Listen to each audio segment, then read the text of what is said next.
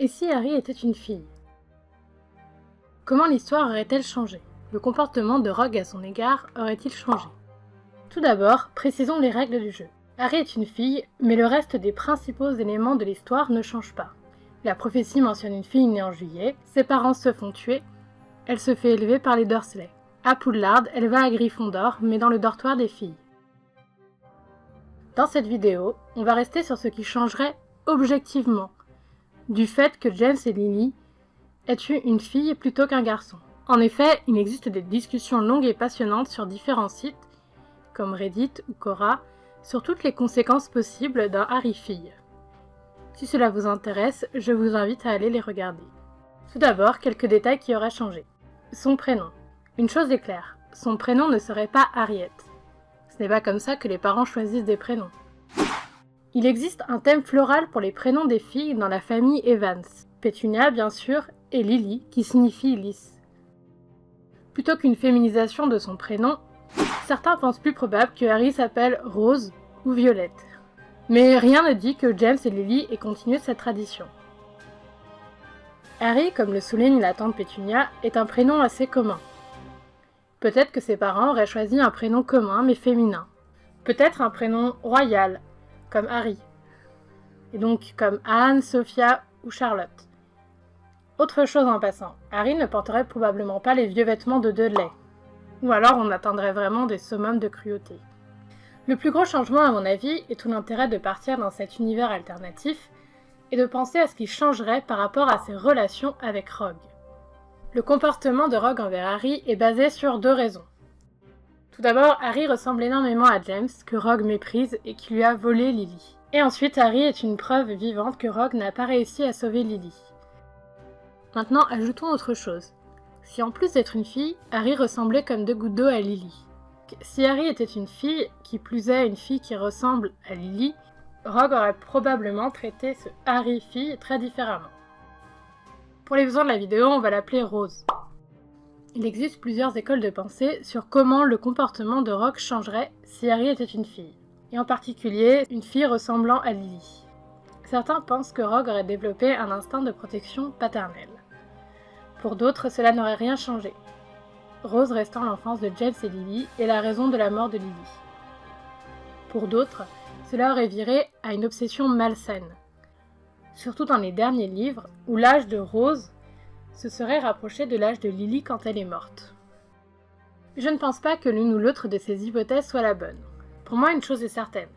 Rogue n'aurait pas la même haine pour Rose que celle qu'il a pour Harry. Toutefois, il est probable qu'en public, Rogue ne change pas beaucoup son comportement. En effet, Rogue devrait cacher son jeu pour ne pas trahir la vérité et mettre Rose en danger. Rogue doit, quoi qu'il en soit, maintenir sa couverture et ne pas laisser paraître de favoritisme. Il ne faut pas oublier que Rogue est l'un des meilleurs Occlumens. Dans l'univers que nous connaissons, il a réussi à cacher son jeu pendant des années. Il aurait également réussi à le faire pour protéger Rose. Dans tous les cas, il est certain à mon avis qu'il n'aurait pas pu mieux traiter Rose qu'aucun autre Gryffondor sans attirer la suspicion. Par contre, il aurait certainement eu beaucoup plus de mal à le faire. Mais pas parce que Rogue serait moins dur avec une fille, mais parce qu'il aurait en face de lui, non pas la réplique d'un homme qu'il méprisait profondément, mais la réplique de l'amour de sa vie. Alors qu'Harry évoque James par son apparence et sa personnalité, Rose rendrait plus difficile d'ignorer la part de Lily dans l'enfant de Lily et James. On peut faire un parallèle, en restant raisonnable, avec la façon dont Sirius voit James dans Harry, et l'appelle même James. Une autre hypothèse est que Rogue préfère ignorer Rose plutôt que de la maltraiter comme il maltraite Harry dans l'univers que nous connaissons. Ou encore au contraire, il pourrait être encore plus cruel pour compenser. Dans tous les cas, cela serait une expérience assez douloureuse pour Rogue de se retrouver avec le fantôme vivant de Lily sous les yeux. Rogue ferait probablement tout pour ne pas revivre la scène où il se fait rejeter violemment par Lily après l'avoir insultée.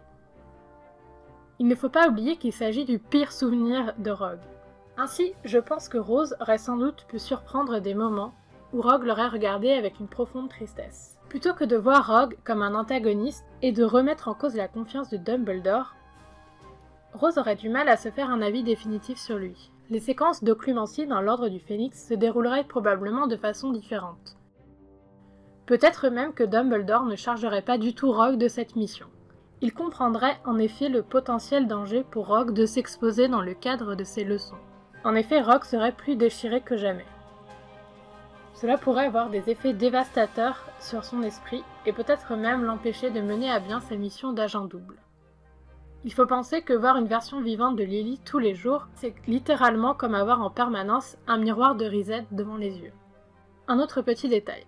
Et si Rose avait un Patronus biche plutôt qu'un cerf? Ce qui n'est pas forcément le cas, puisque le cerf était évocateur de James, donc le fait qu'elle soit une fille n'enlèverait rien à cela. Cependant, sa ressemblance frappante avec Lily pourrait amener les gens autour d'elle à évoquer davantage Lily que James, et ainsi à matérialiser cette protection du Patronus par le Patronus de Lily, une biche. Rose croirait voir son propre Patronus dans la forêt dans les reliques de la mort. Elle penserait alors qu'il s'agissait d'elle-même retournée dans le temps pour la guider, comme dans les événements du prisonnier d'Azkaban. Pour ce qui est du dénouement final, Rogue accepterait-il que Rose doive aller vers sa mort?